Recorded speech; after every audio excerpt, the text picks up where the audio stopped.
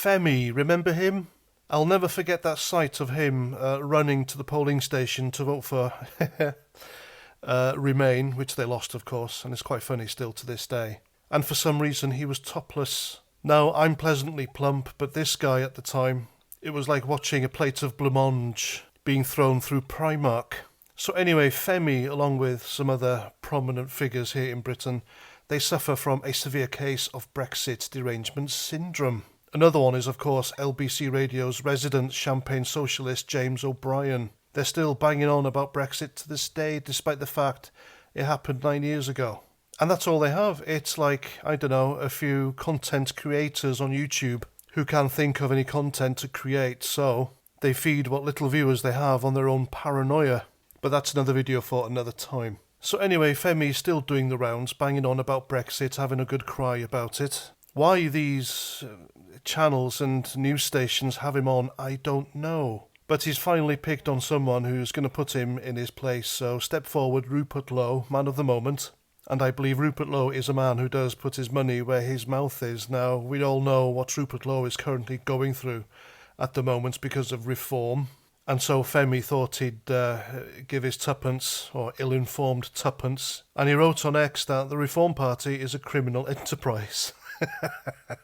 He went on, 40% of the MPs it sent to Parliament are violent criminals according to Reform UK itself, and it's literally a business. First James McMurdoch, now Rupert Lowe. So there we go, he assumed there and put forward to his viewers, which got 189,000 views on X, that these two are violent criminals. Of course, Rupert Lowe, we know he isn't. He hasn't got a conviction for anything.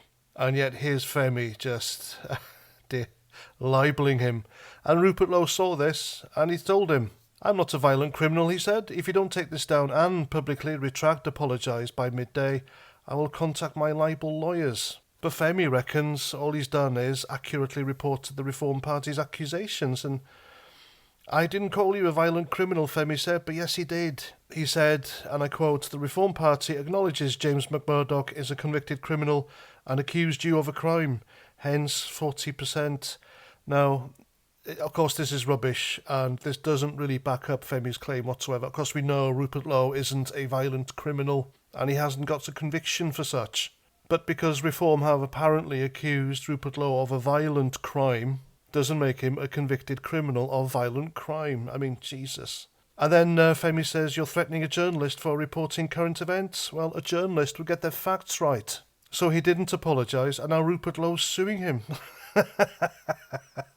But I don't think Femi needs to worry anyway, because he has, I think, backers, financial backers, doesn't he?